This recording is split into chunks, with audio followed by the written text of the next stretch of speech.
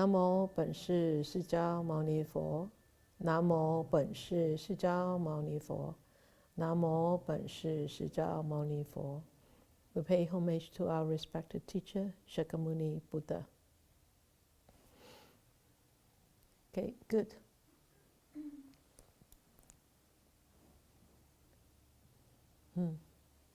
Nice picture from Sham Lake. Yeah.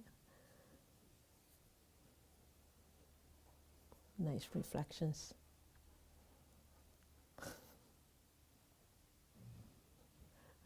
Okay. You know where that is? Sham Lake. You know where Sham Lake is? Oh, you don't? Is it the wetlands? The wetlands, yes. Oh, The okay. wetlands, yes. Yes. The wetlands.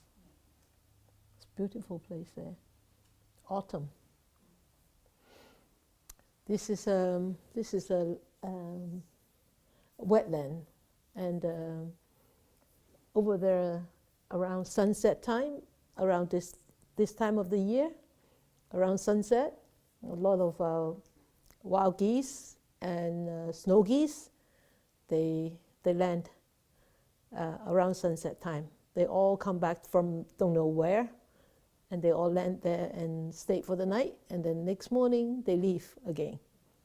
Yeah, it's actually a very beautiful, very small area. Yeah, I think it's man-made. Yes. Yeah, it's man-made. Yeah, it's man-made. Beautiful wetland. I like to go there. Okay, so what do you see? What do you think about this picture? So we are actually, we've got a new friend tonight. We are actually exploring this book. The book that I published a few years ago is called Way to Home. So this is the book.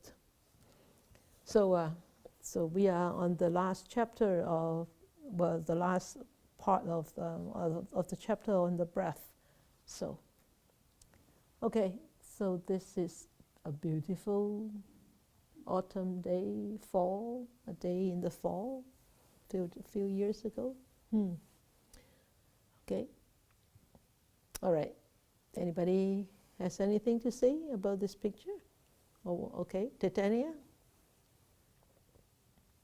Good evening, Sifu and everyone. The shadow in the water is very tranquil and peaceful, and I was really attracted by this simple reflection. It reminds me of how, no matter how busy I am, having the space to reflect is very important. Mm-hmm. And also the choices in my hands, to be busy or to be simple, to be lazy or to keep practicing. And actually, I want to share one thing with you regarding my meditation today. Actually today, I had a very serious headache. I thought of be lazy, but ended up I told myself, no matter what happened, I have to keep going.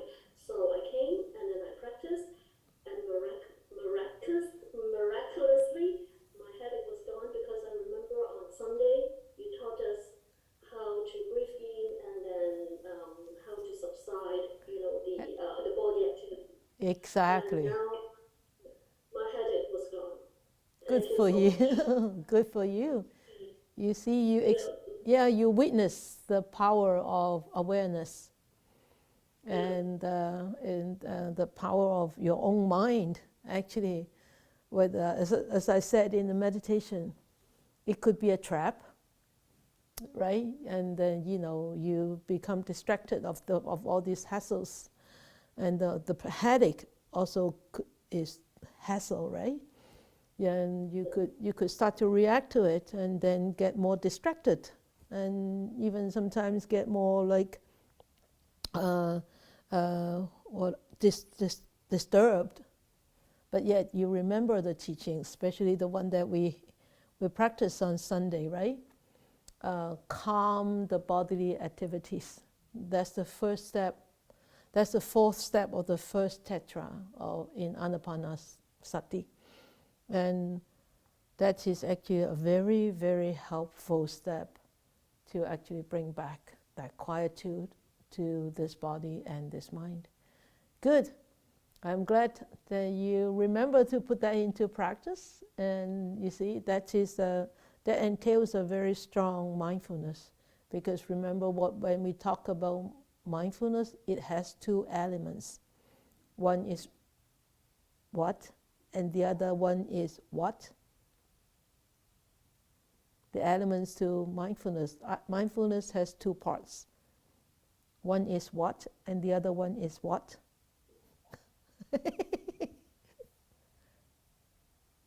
Aware. Aware, okay, there's one part. What about the other part?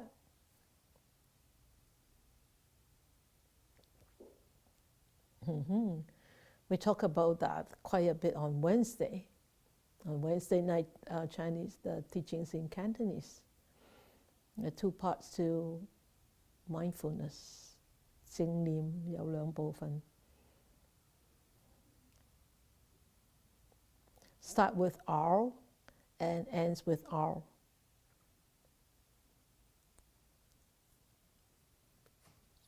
And it's a six-letter word. Start with R and ends with R. And there's an E in between.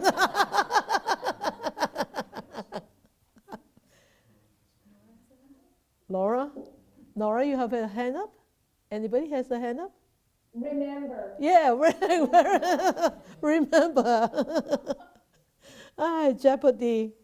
Gosh, where have all your teaching skills gone off to? Forgotten? Forgotten. Remember, right? There are two parts two elements to mindfulness. Is one part is remember. The other part is aware.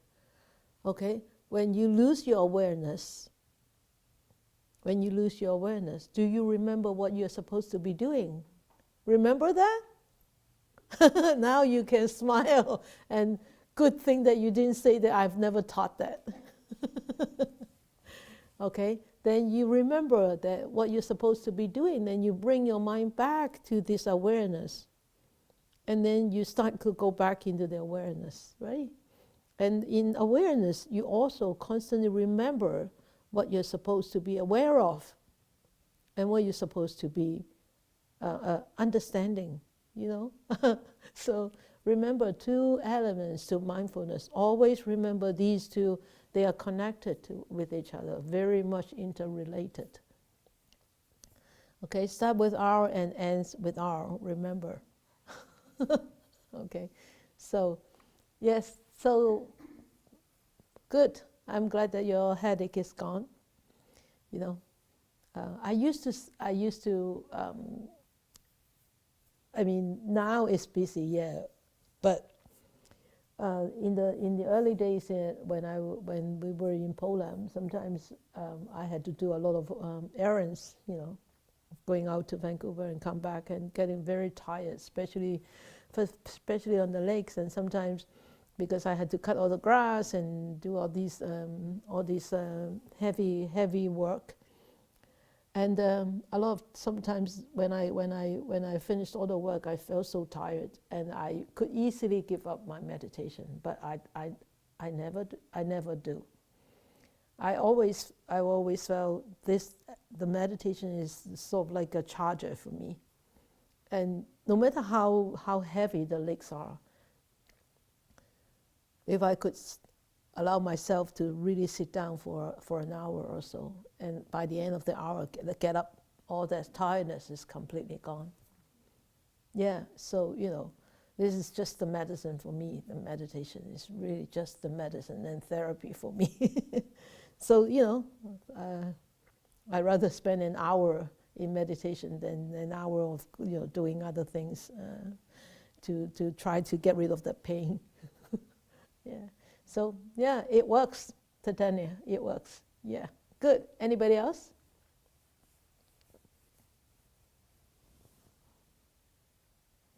Okay, Wei Fun, yeah. Go ahead.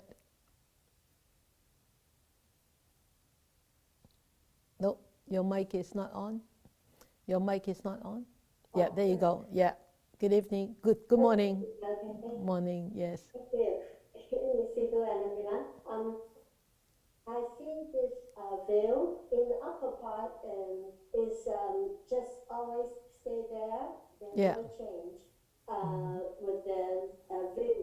But underwater, Yeah. a little bit different. Yeah. Like our heart. If the wind blows, they got waiting. But if peace, that they will very quiet.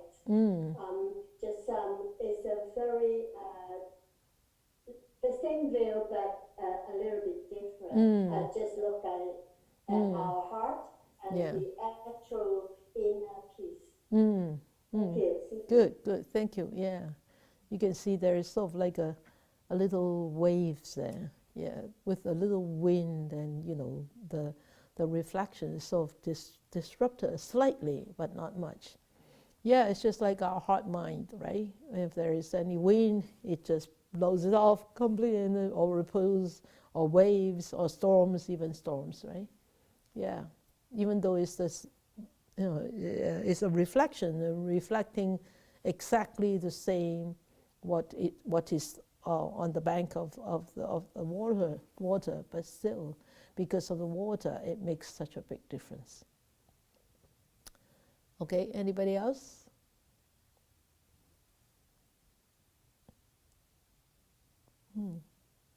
No? Somebody? Oh, no. Okay, all right. Can I look at this closer? Sure, of course. You have something to say? There is a mic there. I thought that might have been a beaver lodge, but it's hard to tell. A beaver lodge? It could be a beaver lodge, but It's really, usually there's more sticks on it, but oh, it's very odd for that to be shaped like that, sticking up in the water, unless okay, that's exactly what the beaver will build, okay. and the entrance will be underneath. Ah, That's where it lives. yeah. Yeah, Paul said that the locks at the far end. No, the white. Yeah, that lock, right? That one on the left hand side, that straight one. Yeah. All of this. Yeah. Just at the bank of No, at the bank. that's It's not a beaver lock. No, it's the bank of the. Oh, okay. Yeah. So it's not beaver lock. Okay. You know beaver, right? Beaver, they actually use their front teeth and cut down the lock and then drag it over and put it in the river to make it to make a home, to make a dam, right? Well, they make the dam for the water deeper. Yeah, They take the branches and bury them in the mud under the water. And then what? That's their food for the winter. Oh, really? And they live in the beaver lodge hut. For the winter? Oh, it's interesting. How clever. Beaver lodge hut. So that's the kuti. That's the kuti. Yeah. Beaver. Have you seen beaver? I mean, I don't expect the people in Hong Kong have seen beaver. 海賊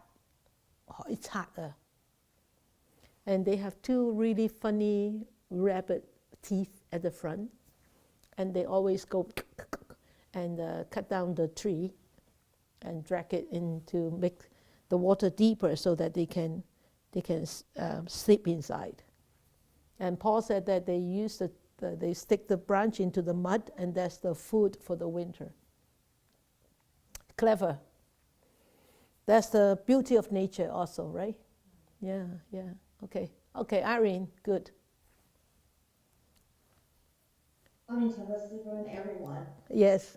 So when I look at the picture, the water, it's just like the mirror Yes. of our, of our thoughts. Now I can see something from the reflection from the water.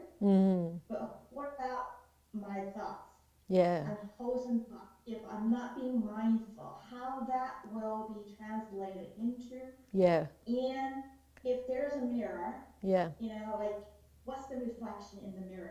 That when my thoughts come up, Yes. Yes. either wholesome or unwholesome. Yes. Yeah, Yes. it's pretty deep. And when I look at the picture there, a lot of complication. But once you focus on it, Yeah. really Yeah. is the reflection, Yeah. then it just like manifests to Yeah. similar to the mirror. Like Yeah. Yeah. what The you mirror we just talk described. about. Yeah. Further back.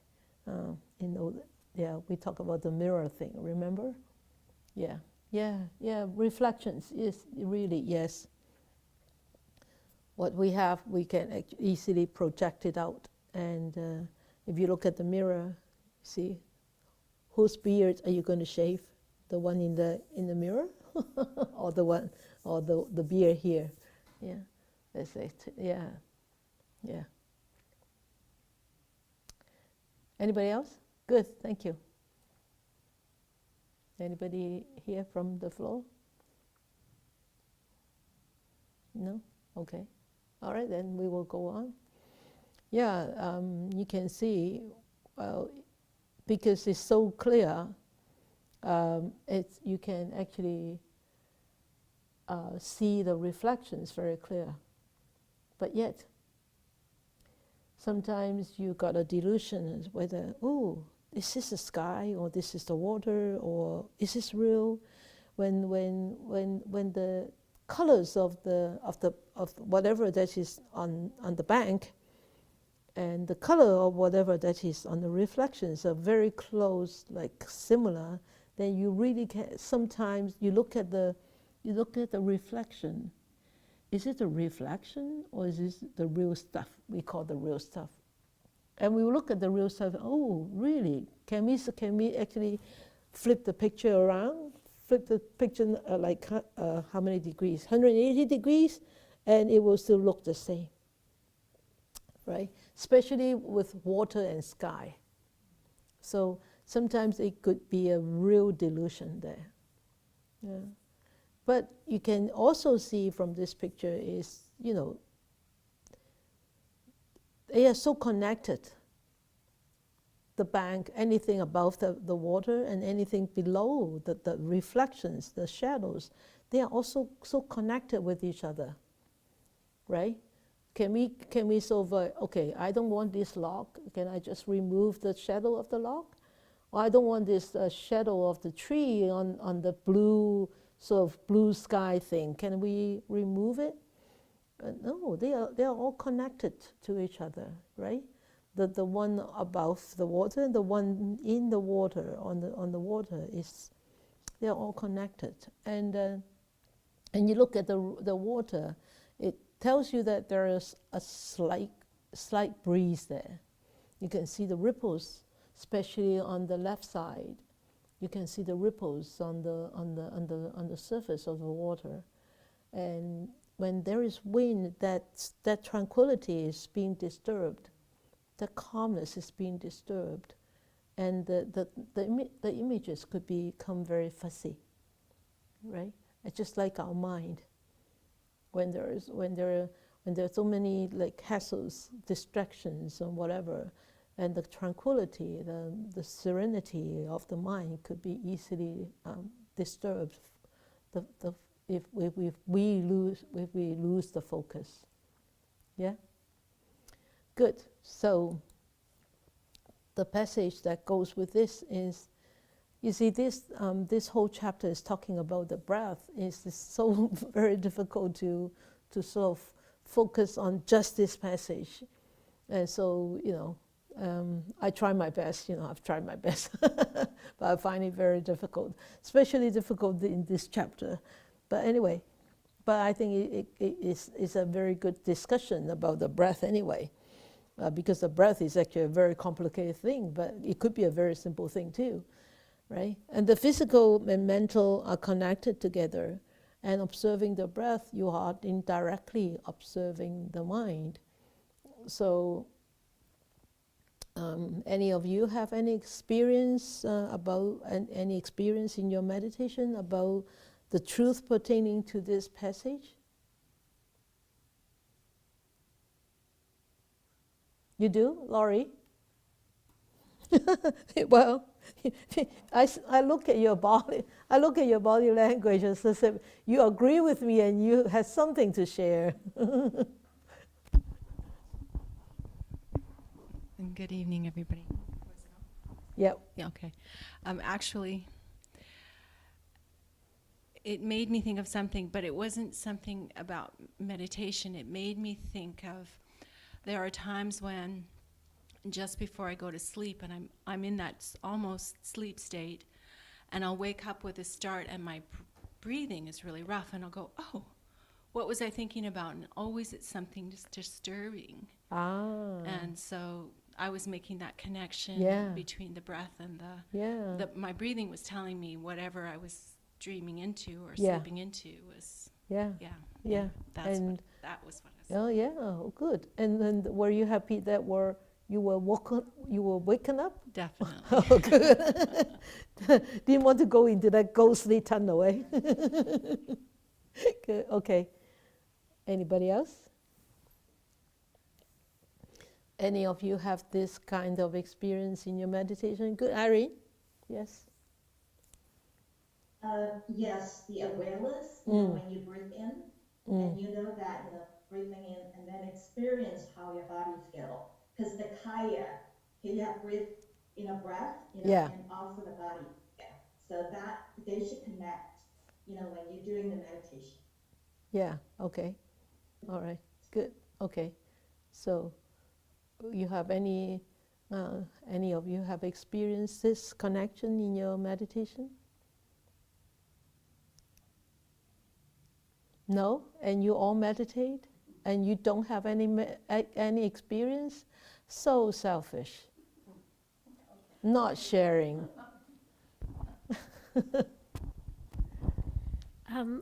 Good evening. Good evening. I think the thing that this brings to my mind is if I'm uncomfortable, if I'm physically uncomfortable, my breath is much more shallow. Mm-hmm. And the more comfortable I am, the more focused I am, it becomes a deeper breath, but also a more subtle breath. It's fine. It's almost like a whisper of a breath. Yeah. So that's my observation. Good. That's good. That's nice because that is your experience, and there's no doubt about that. Yeah, good. You all should have experienced this connection, somehow or another. So they are really, really connected together, but they are not tangible. They are not like, you cannot see it, you cannot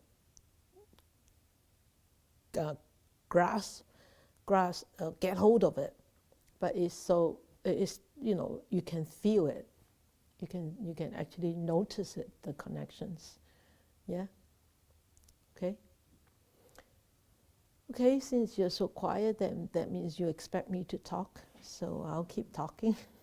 All right? So, with meditation, okay, so especially in the Mahayana teachings, the connection between the body and the mind and the breath actually are very, very important. And in the Mahayana teaching, they always say there is a kind of regulation that one is doing in meditation. And the first is to actually regulate the body. So remember this word, regulate. It's really has a meaning of like taming, training, softening. In the old days, they use an example of like training a wild horse, or taming a wild horse, or softening a wild horse.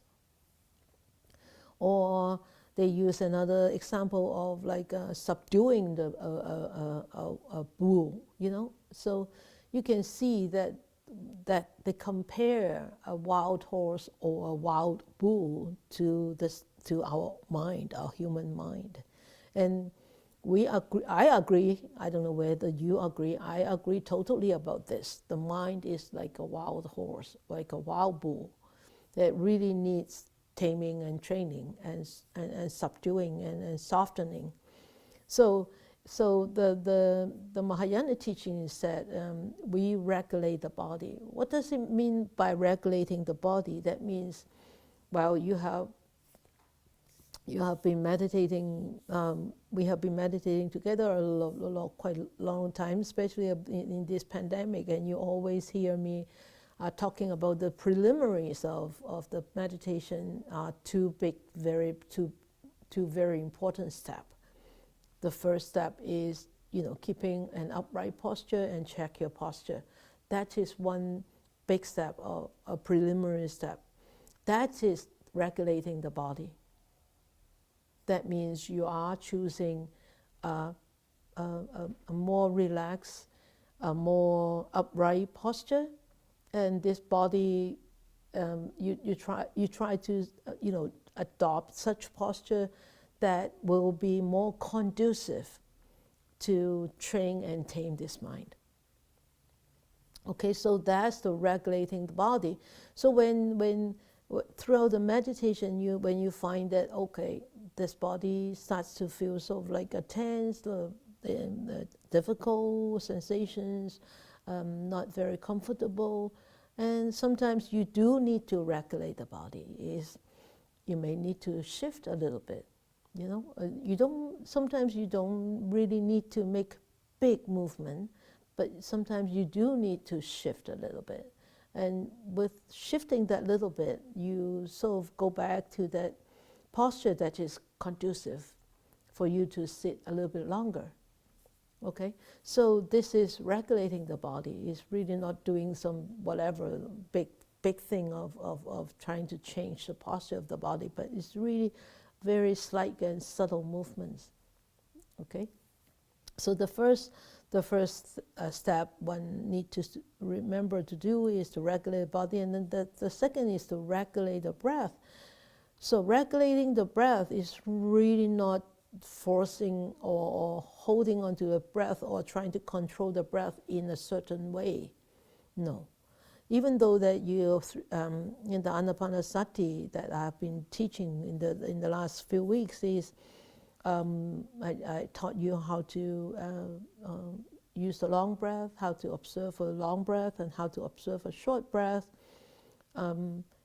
Even though that is intentional, we need to intentionally learn how to use a long breath to observe that it is a long breath. Otherwise, it's just a guesswork, right?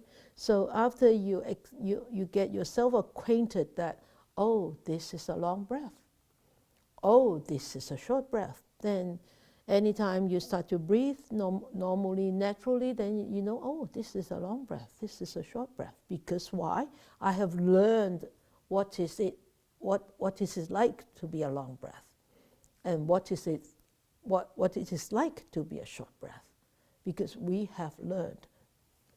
Of course, you remember what I have been teaching before this Anapanasati is a long and short is only relative, right? But how relative, right?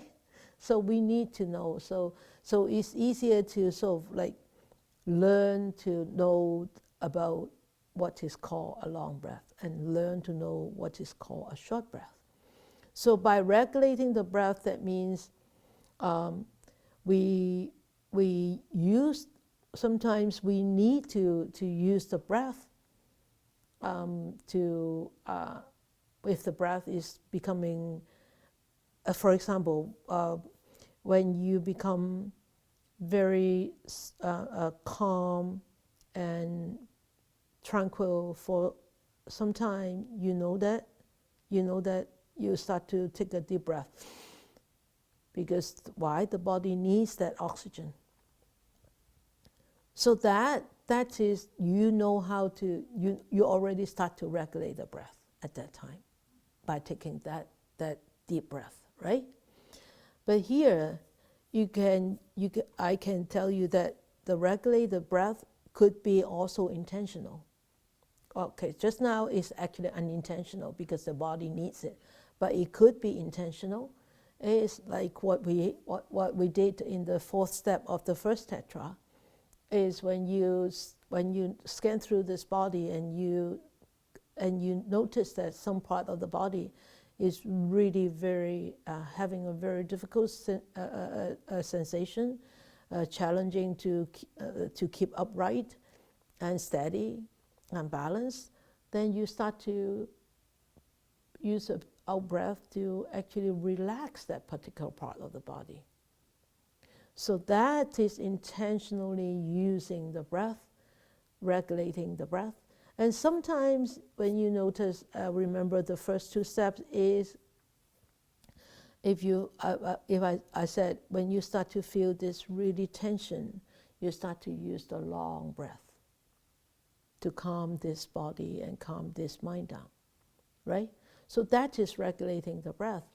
But of course, I'm not asking you throughout the whole meditation you try to regulate your breath, and it's really out of the normal, okay?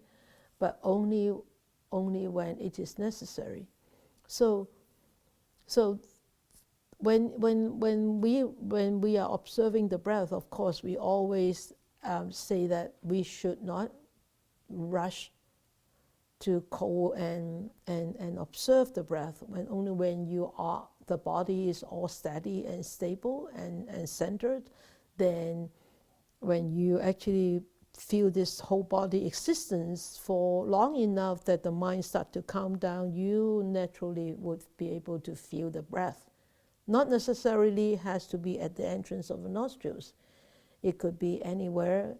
But of course, the other parts of the body is more subtle and is more difficult to be aware until when your mind really calms down. Then you'll start to become aware, oh, this whole body is really breathing together, okay, at the same time. So regulating the breath when it is necessary, okay, but not controlling, not by suppressing, okay. So this regulate is really an act of wisdom, right? You know when you need to regulate the body, when you need to regulate the breath, to what?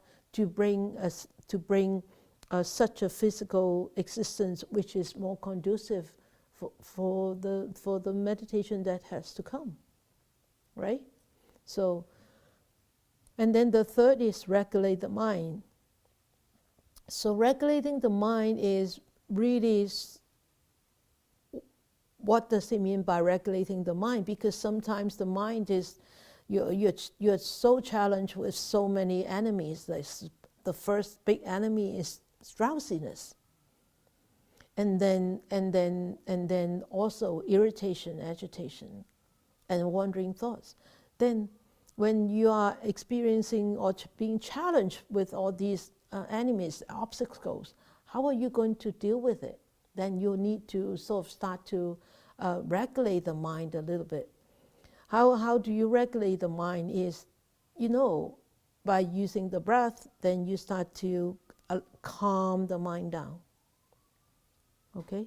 So, or sometimes when the mind becomes agitated, you say, okay, this is agitation. Okay, I'll just see. Or when so many evil thoughts, unwholesome thoughts come up, then you start to replace them with wholesome thoughts.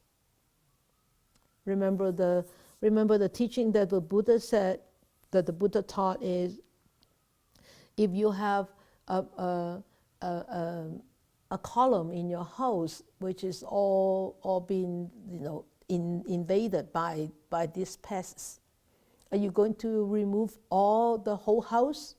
No, you don't. You don't need to. You just replace that one column, right?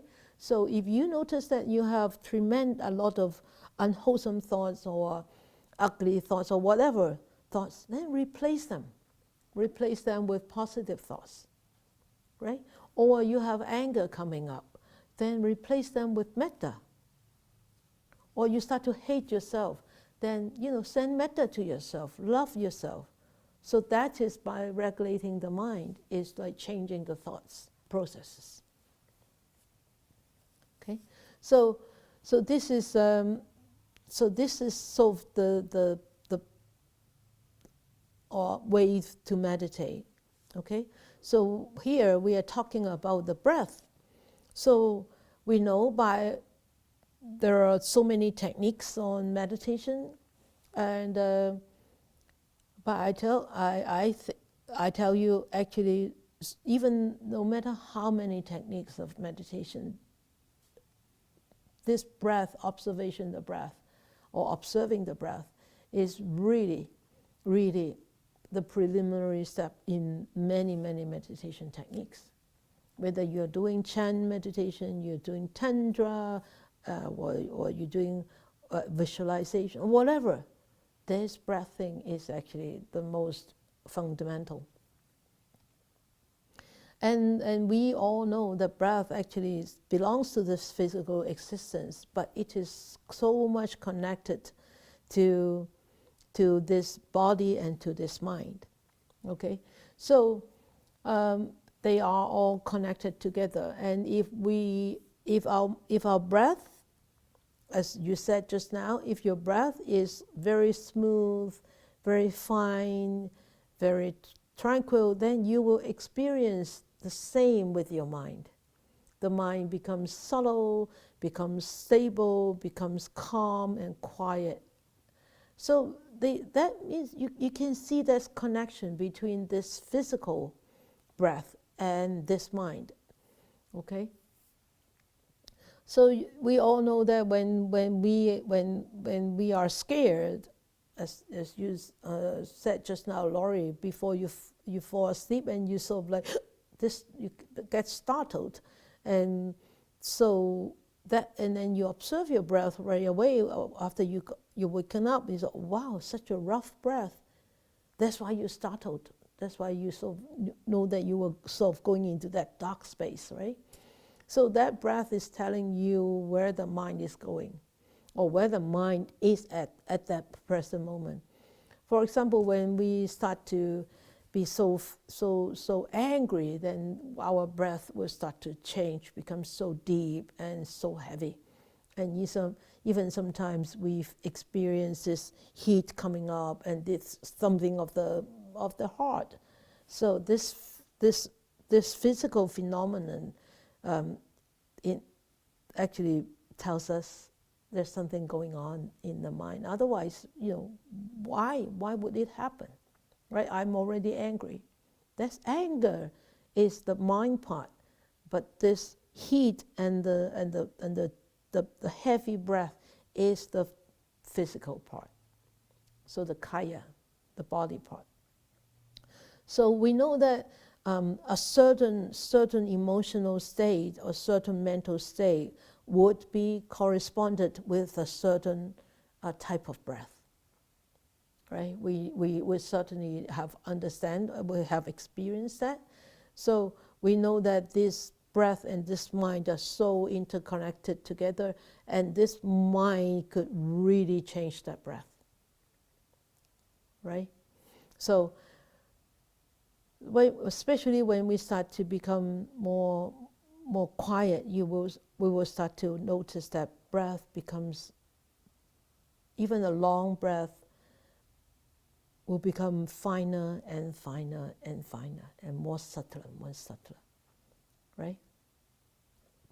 So in the Mahayana teaching is actually have a very detailed description about the breath. And when we close our eyes, initially when we sit down and close our eyes, the teachers suggested that we can use our ears to sort of listen to what kind of breath that we are actually breathing in. And then it tells you what kind of mindset you have.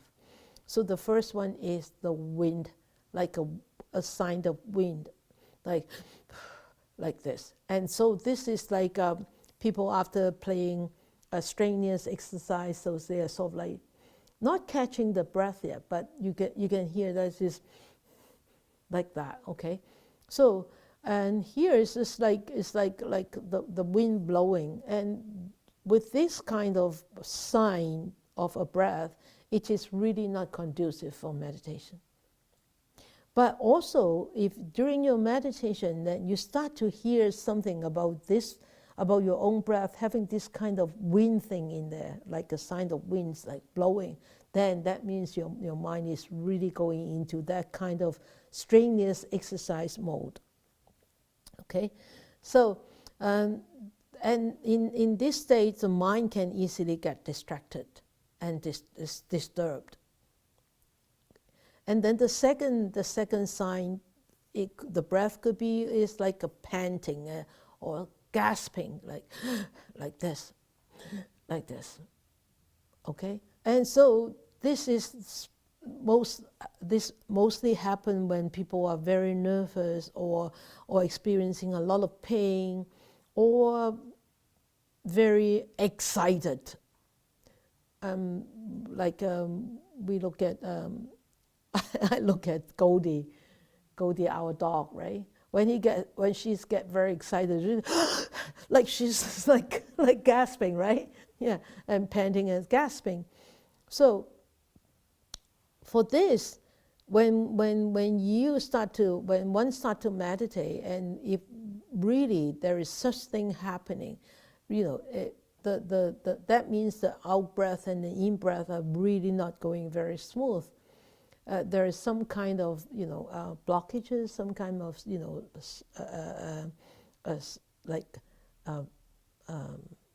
something gets stuck. So if you meditate with this kind of breath, the body gets tired very easily, right? And it's normal. You can see it's actually very logical, right? Because the way you breathe, you are actually tiring out the body all the time. So it is actually, teacher suggested that you sort of lie down and rest for a little while, and then start to pick up again. So of course, if you are in a big hall meditating with everybody, and of course this is not suggested for you to go and lie down, and so we probably fall asleep, right? So of course, I don't suggest you to do this. Otherwise, you say, "Oh, Sister Jessie said that I should lie down and rest." But when you go through your meditation on your own and you really hear this or experiences this, if for a little while you cannot overcome this, really do lie down for a few minutes and allow this to rest and pass, and then pick up again. And then the third one is, this is very difficult to actually translate, is the qi. The qi is the current, the air moving around in the body. So this qi thing, the qi sign or air sign that is our normal breathing breathing air, the normal, like between the 12th and the 16th breaths. That's the normal air that comes in and out through our nostrils. And this sometimes you can hear it. Just now when I was meditating, all of a sudden I could hear this air. And I know, the mind there's something going on in the mind, and I continue to hear it, and then very fast it starts to calm down. So you can really hear it. It's for a brief, like couple of breaths, I could hear this qi going. And this is very normal for our meditation, especially when we just sit down in the beginning, and you could hear this, and it's not really like a sound, but there's something that you can hear, Okay, so even though the inhale and the exhale are going on very smoothly, but you can still hear that there's something going on there. In this state, still the mind is still could be rough, and the breath is also rough. It's not fine and subtle. Okay, so the mind is still not very calm, but slightly calmer than these two, the previous one. Okay, and the last one, I really don't know how to actually translate this, But actually, the fourth one actually is talking about the breath. It's the breath, the sign of the breath. But if I use the sign of the breath, the breath sign is actually very confusing. So I replace it with this word, respire. It's actually the breath. But it's so easy to understand in Chinese because it's actually quieting down the whole mind. The last one, the last sign is really the mind is so quiet. Could I use the quiet? No, I don't think so. But it's like everything is like quiet, hush. So, maybe I should use hush. Yeah, hush. Yeah, hush. The sign of hush. Like that. So it's just like this picture. It's like, let's just say this photo. Hush, quiet. So, this hush, okay? Hush. Replace it with hush. So, there are 4 types of this hush, okay? The first is through the nose. Through the nose. You can, of course, the breath through the nostrils is the fundamental way that we can observe and if we breathe through the nostrils, is a lot of time is always like between 13 to 16 or even 13 to 18th breaths per minute. So this is sort of like our normal breathing rate, okay? So this is actually the first through the nostrils is actually relying on this chest, the lungs expanding and contracting, all right? So if you feel that sometimes the breath becomes very difficult, you will start to take a deep breath. Right? That is through the nostrils, the first type of breath. And then the second type of breath is through the abdomen. So through the abdomen is not in here anymore, in the upper chest anymore. It's on the lower part of the body, of the trunk. So for this, when you get deeper and deeper, sometimes your breath will switch to this. Did you notice? No? Never. Try to observe that. It will. It will start to go down a little bit. It's not intentional, but it will. And sometimes when you start to actually, that kind of breath happens in the abdomen, the mind becomes like relaxed and very sort of starting to go into a very light mode, okay? And it becomes very normal and natural. You don't need to do it intentionally. And then the next type of breath, respiration, is sort of like in the womb. Even though you think that the baby in the womb is not breathing, it is breathing. It learns, or he or she learns how to breath. But they don't breathe through the nostrils, that's all. They are breathing through with the mom, right? With the mother, through the umbilical cord. So for us practitioner, from this abdomen, the breath of like abdominal breath, it could transcend into a breath, a breath like a womb breath. The breath becomes very fine, very subtle, and slower. Okay?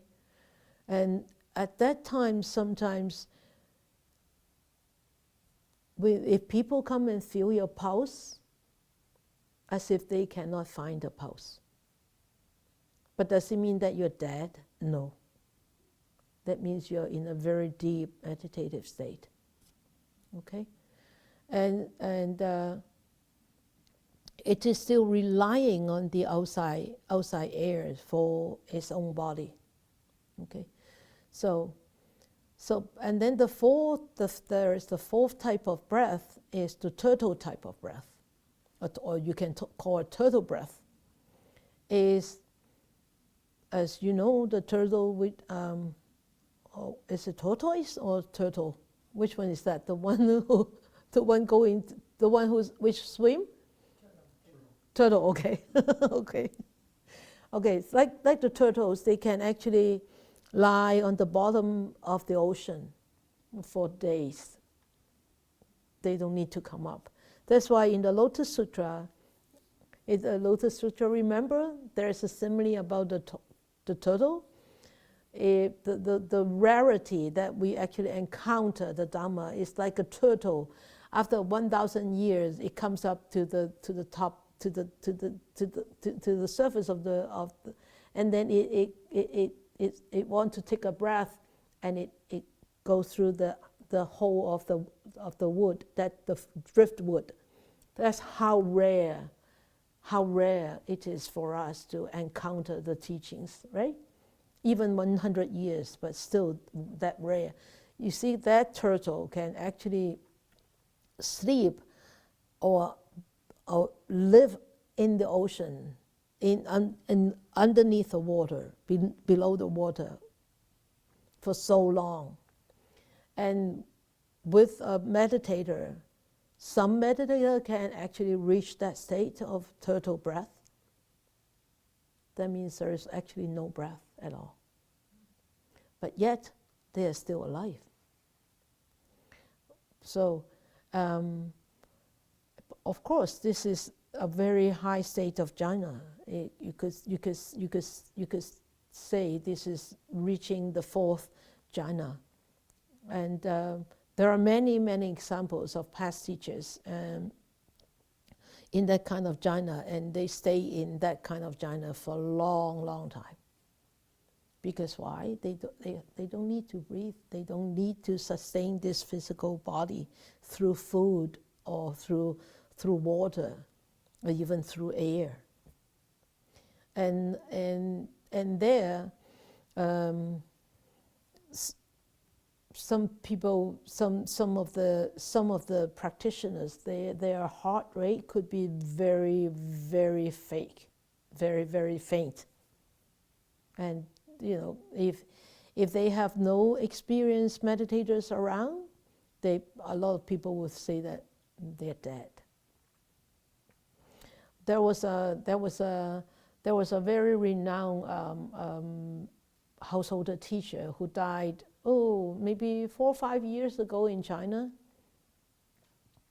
Nobody would dare to certify him because he was sitting up for 2 weeks. Nobody dared to certify him because he was because he could easily go into such deep jhana. And until I think 2 weeks later, and some of his students actually are doctors, quite a few doctors, they all gathered together and just watch him and look at the signs, and watch him look at the signs, and eventually after 2 weeks they certified him, and they moved him. They moved him and they cremated him. So 2 weeks, his body did not deteriorate. What did you call? Not deteriorate, decompose. Yes, decompose. 2 weeks, he was in sitting posture, double lotus. No smell, nothing. So yeah, deep jhana people, it could be. They could really achieve that. Okay. So when you start to meditate, you can experience that. Tomorrow morning you can experience and try to hear what kind of breath you have, whether it's through your nostrils or through the abdomen or through the womb or through the turtle, like a turtle breath. Okay.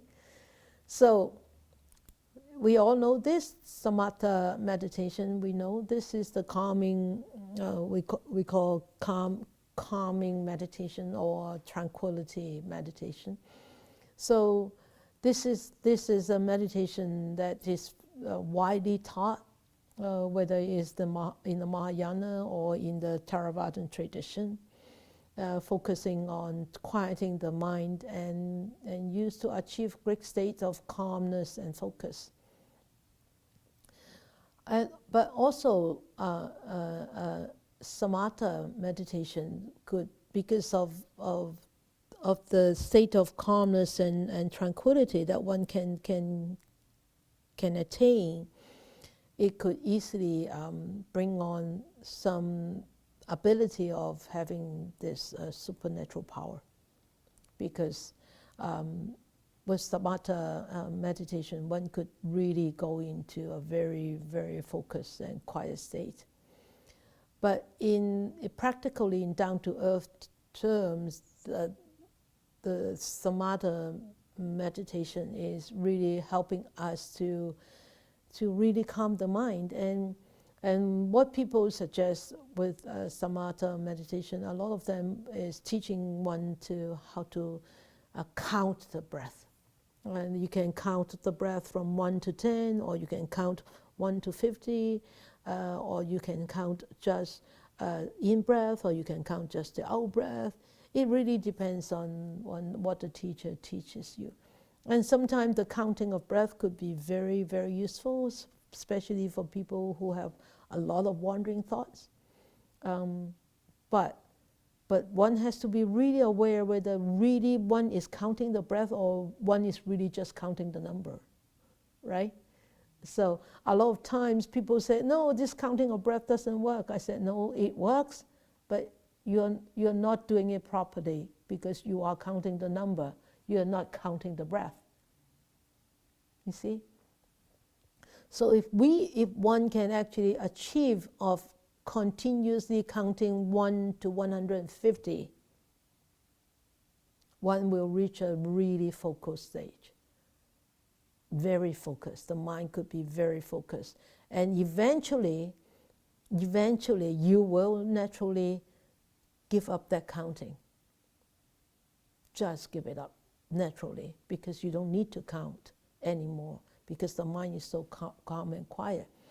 Of course, that is one type of meditation, but the other one is you follow the natural breath, right? Follow the natural breath, and observe the natural breath. So, there is a lot of different techniques, but of course you choose the one that is actually more suitable for you. Some people count, but they don't want to let go of the counting. Then forfeits the whole purpose of counting.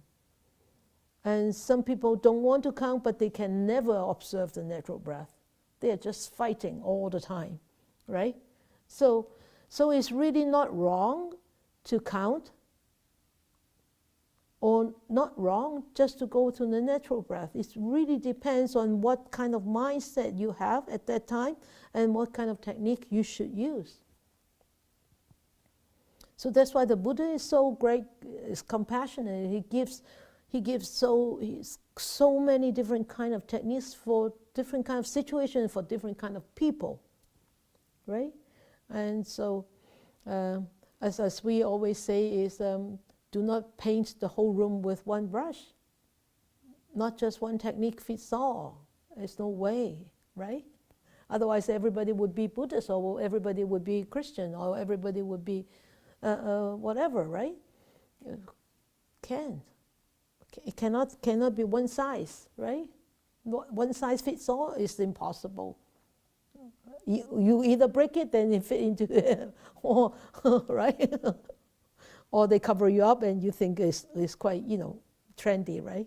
But anyway, so the whole thing about meditation, or you can call meditation as a general term, is really teaching us how to observe our mind, how to filter our mind, how to sentiment our mind. So this is the famous water bottle, right?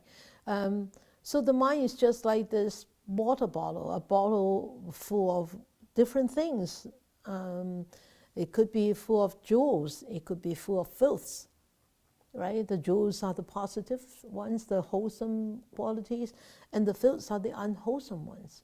So there's so much inside this bottle that we don't really know until we start to allow it to settle down.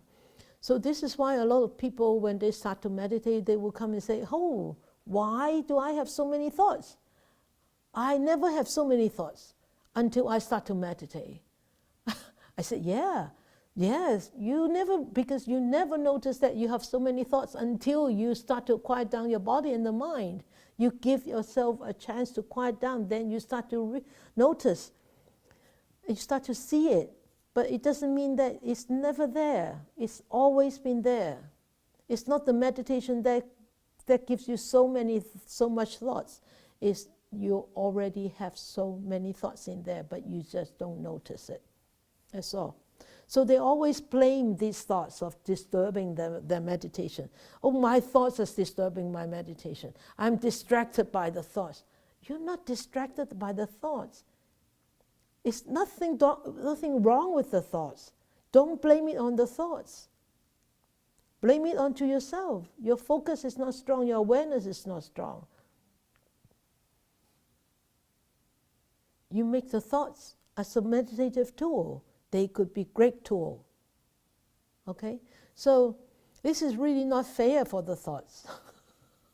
But the thoughts cannot fight back. Right? It's none of my business. It's your business.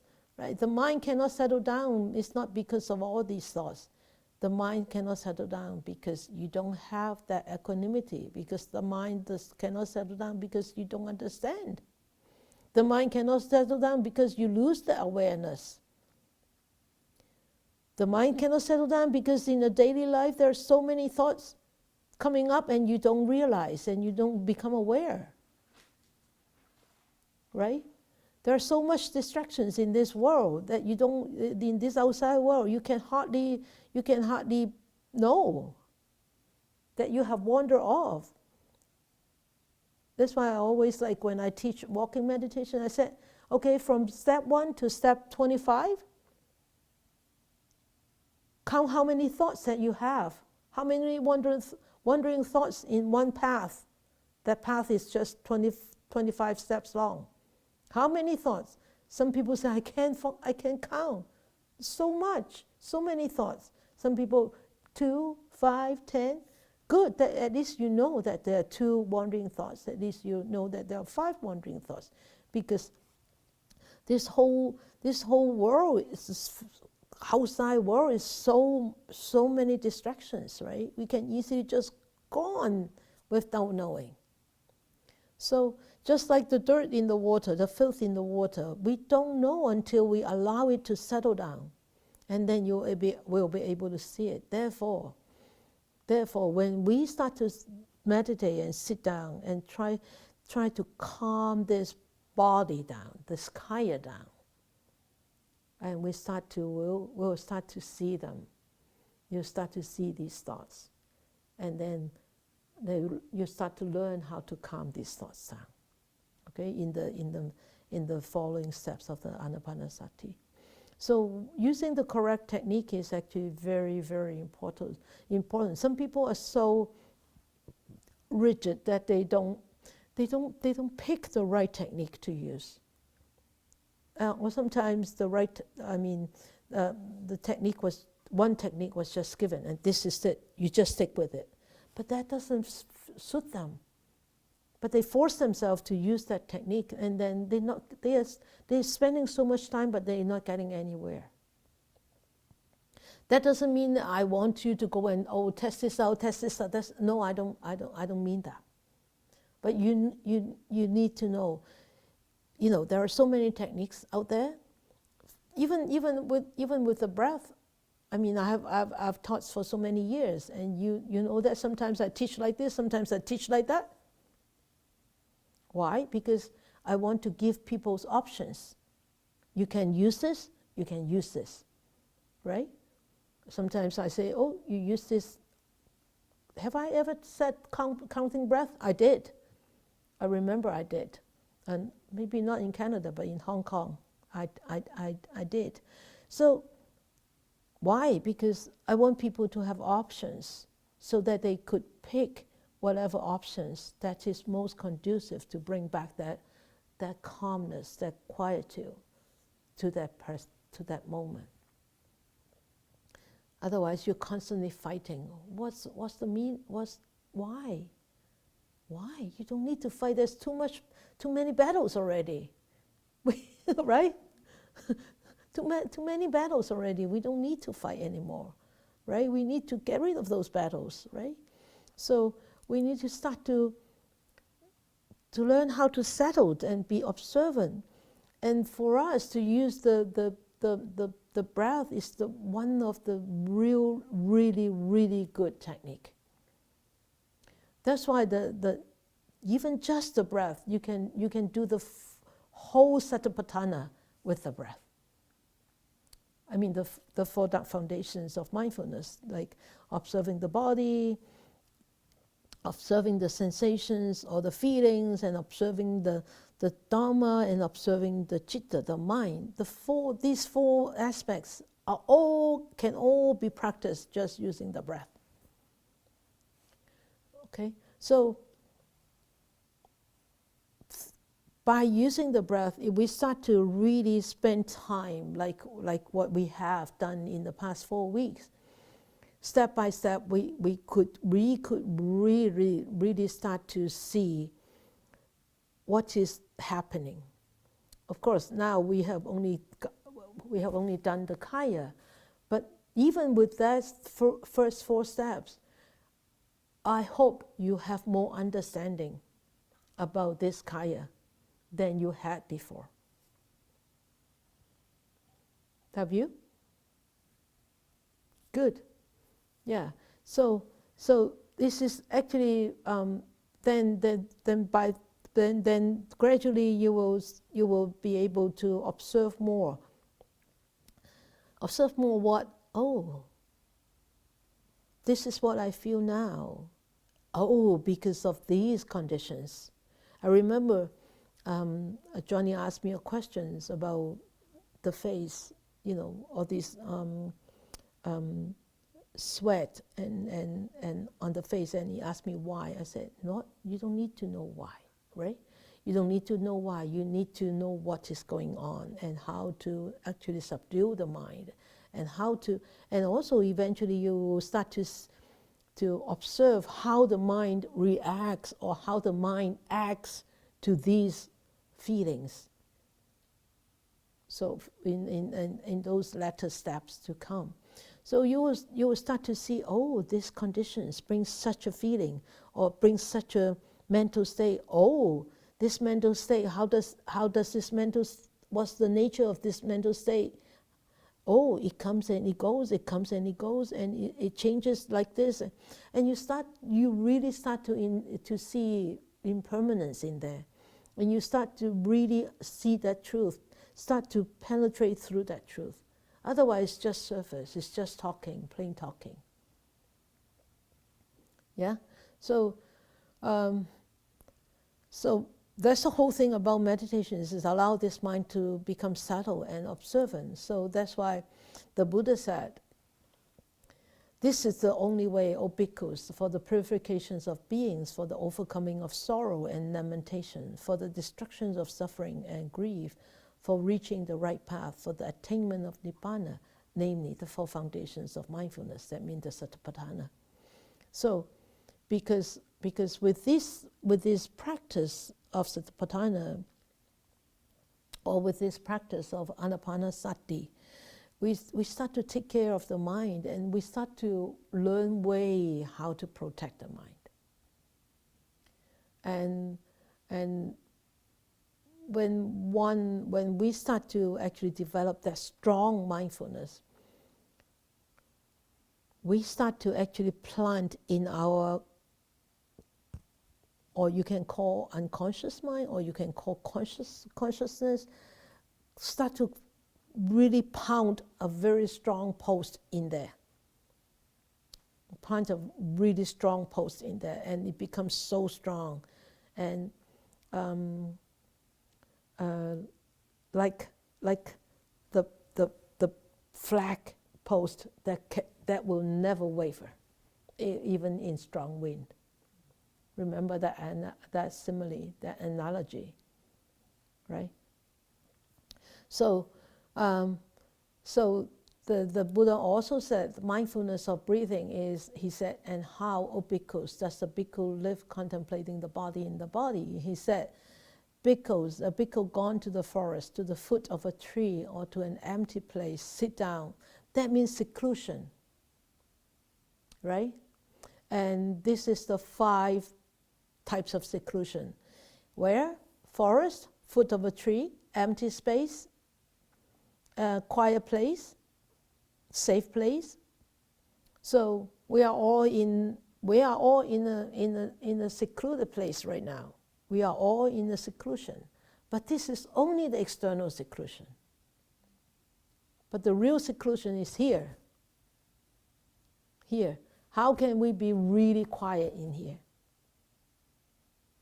The outside world could be crazy, but yet here, we are in seclusion. That's what we are aiming at. Here, this mental seclusion. And he said, keeps his body erect and arouses mindfulness in the object of meditation, namely the breath, which is in front of him. This is from the Anapanasati. So, of course, this is actually it seems that very easy, but you all know it is really not very easy to keep it a continuous practice. But it is doable and it is possible if you put your practice, if you put your mind into the practice seriously and continuously, and also arouse that determination, arouse that wholesome intention every time in the beginning of your meditation. I need to put the right effort in. I need to put the correct effort in. I need to persevere. You need to arouse that kind of intention, arouse that kind of determination. No matter how difficult or how pleasant this meditation is going to be, I will persevere through. And in the middle of the meditation, if you notice that you slack off, then you need to arouse that determination again. That right effort has to come in again. Because the mind is very tricky, very cheeky, and it can easily trap you. It can easily trap you, and it can easily take you away. And when you notice, when you become aware that it has taken you away, then you arouse that determination again. Sit up, take a deep breath, take a few long breaths, and allow this mind to return to a calmer state before you start to really seriously meditating again. We need to constantly, that arousal of determination and intention is also a reminder, and is also a practice. Okay? So, this is all I have to say tonight. We finished the chapter on the breath.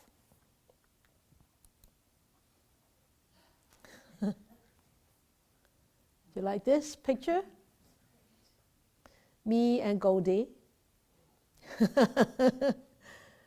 meditating at the river. So, if we could learn how to really put our life in the right space, and use our life, to help ourselves, especially our breath. Do not underestimate this power of the observation of the breath. Is so powerful, and it could be also very pleasant and happy practice too, and it can allow us to actually unite the mind and the body, unite the mind, the body, and the breath. All three, all united together. And when they are all united together, we know at that moment our mind could be so bright and joyful and tranquil and peaceful. And that gives us an opportunity to really reflect upon ourselves. How am I going to continue to live a meaningful and happy life? Because of that clarity in the mind, that you're able to really take one step into the future. Is how can I, continue to live a more meaningful and happier life? Okay, so any questions? Or anything to share about this chapter, about the breath?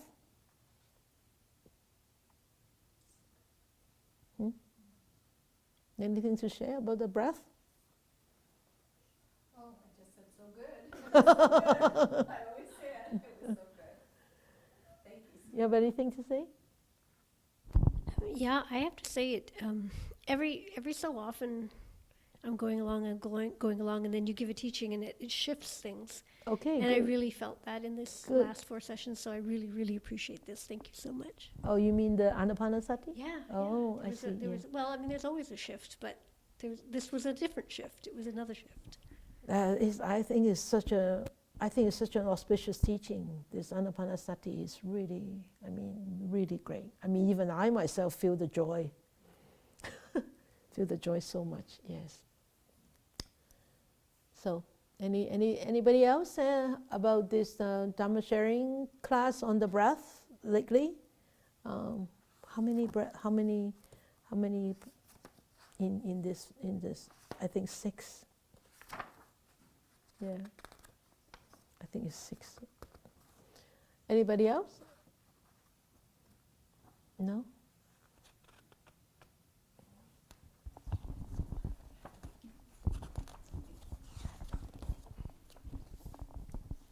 Thank you, Sifu.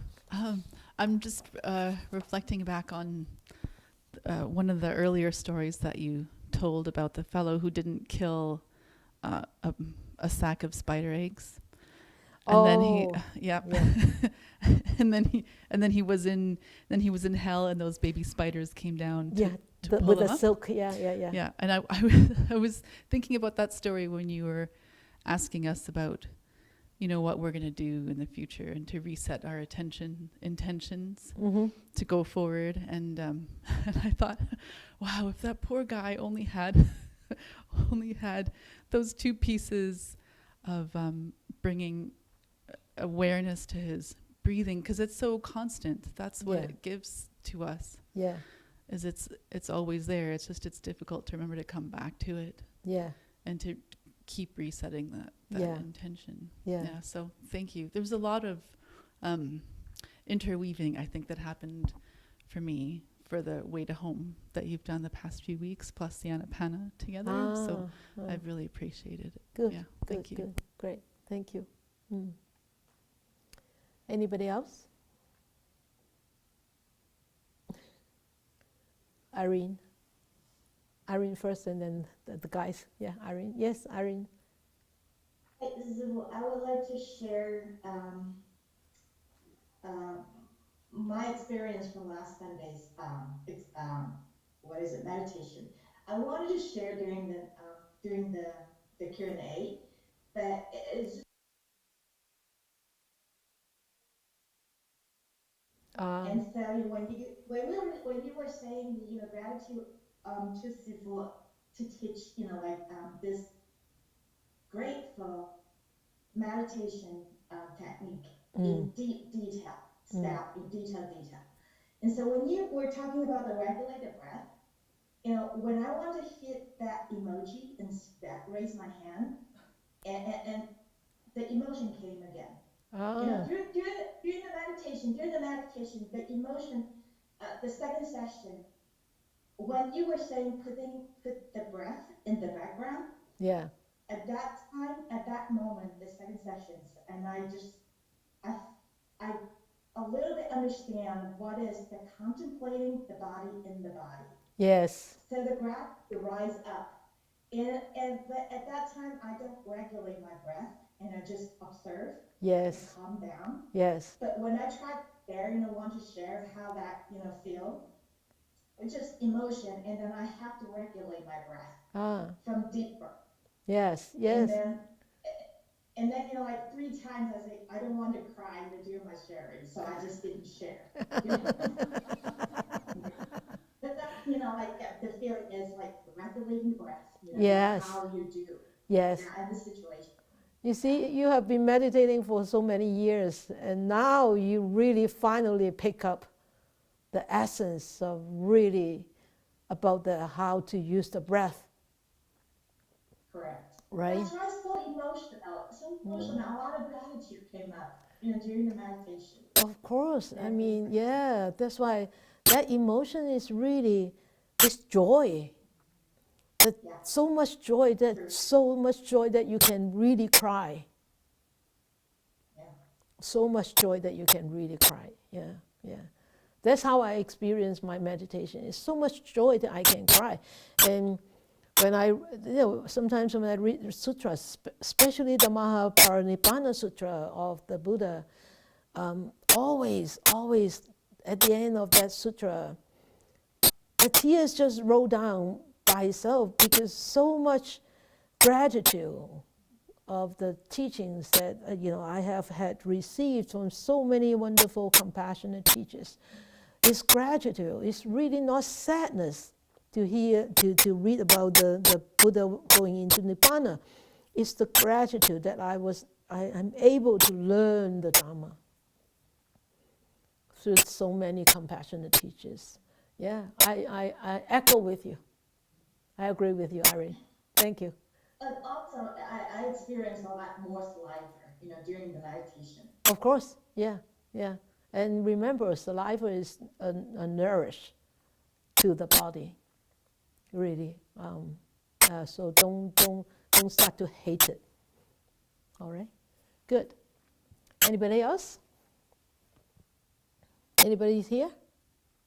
No? No? Okay. No? So shy. Or maybe we turn off everything. Miss Atisa and Mali? Okay. Yes?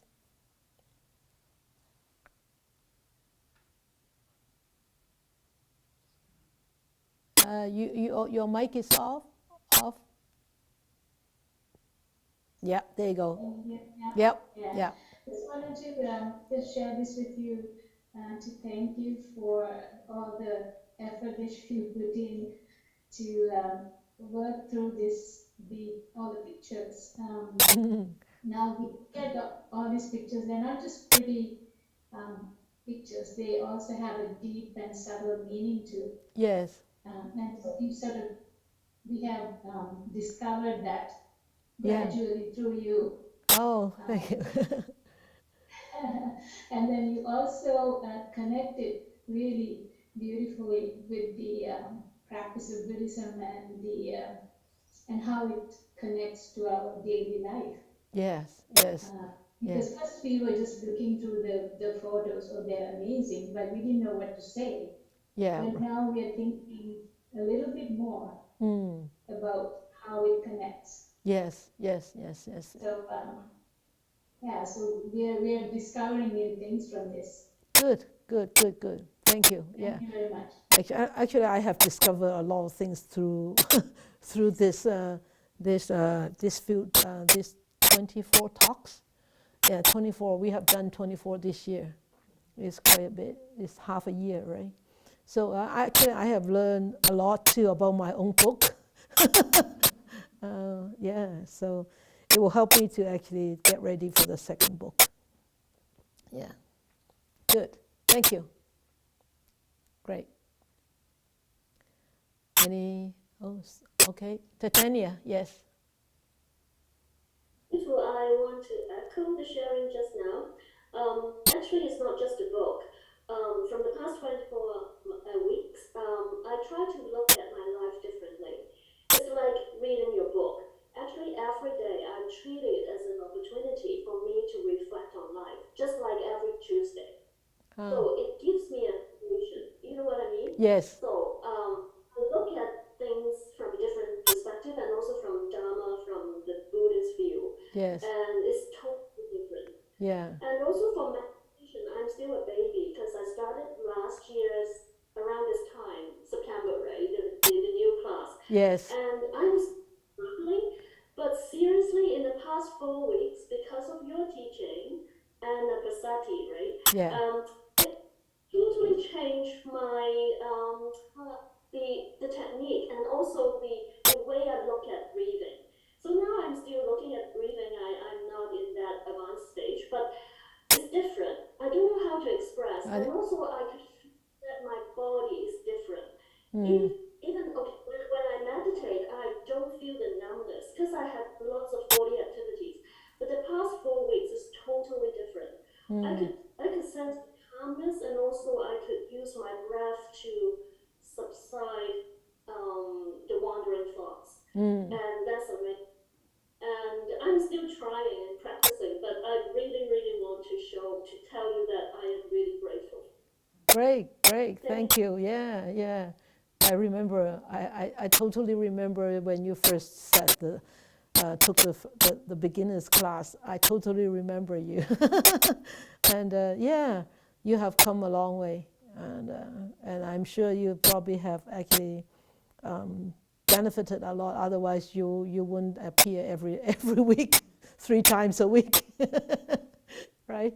Yeah, that's the beauty of Dhamma. Is really it gives us so much more perspective, so much more avenues to correct ourselves, not to change others, but to change ourselves. Yeah. I always remind myself to use the info path, the right thinking, right mindfulness, and right effort. Yeah. I keep, reminding. Good. Thank you. Okay. So Ivy, yeah. Hi.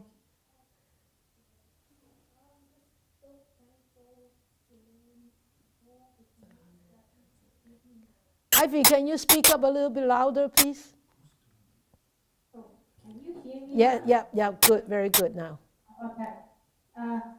I'm just saying thank you for all your teaching for the past few weeks, and then because I've been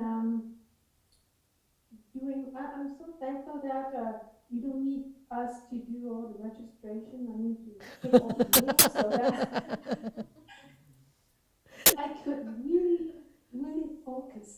Because, for doing that, I spend a lot of time and then frustrated, and then, oh, how come you cannot make it? And then cannot make the numbers. And, oh, that's not the purpose. Okay. And Sifu said, you don't need that. So I said, oh, I don't need to do so. So I can be more focused on meditation. So it really, really helped me to be more focused. And then the last meditation on Sunday is the best one that I can follow through your instructions. Sometimes it's just confusing. But you answered my question on the third sessions that no intentionally breathing, but you have to intentionally breathe so because I'm wondering if this is correct or not correct, but I will try my best. But you answering all my questions. So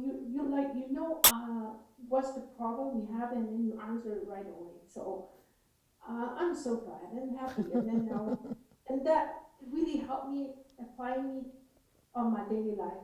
Yes. I told you. Yeah. Right. Yeah. Of course. Thank you, Zimu. You're welcome. Yeah, you need to recharge. You need to take a break so that we all benefit from that. Yeah. That's all I want to share. Okay. Actually, I don't know all your problems, but because I have had those problems myself, so I know all your problems. So when I teach, those are the experience, my experience. That's why it's my experience. That's why I like to teach life, really, because whatever I talk is just come out from my heart. I have no script. And I remember one student came to see a one-day course, and at the end, I think it was a he came and said to me, he said, I looked at you just now while you were teaching. I didn't see that you have a script. I said, I don't have a script. He said, how can you remember all those things? I said, I don't remember things. If I have to remember things, I cannot teach because it's only from my memory. But this is from my own experience. So, because I have experienced the same difficulties that you have had. So I know. And then when I teach, it just recall those things. They just come naturally. So but because you're here, so I have an opportunity to teach. But if you're not here, then I don't have anybody to listen to me. Then so I don't have to. I don't. Even what I want to teach, nobody listens, so I can't teach. So your presence is also important for me to be here. So we are, mutually require dependent origination, right? Yeah. So, all right, then we will dedicate our merits. May these blessings extend to all, that we with all the other living beings together will attain the Buddha way. May we wish more and more people will encounter the wise words of the Buddha, study them, understand them, and practice them and implement them into their lives so that they could live happier and more peaceful and share their happiness with others. May you all be safe and secure, happy and peaceful.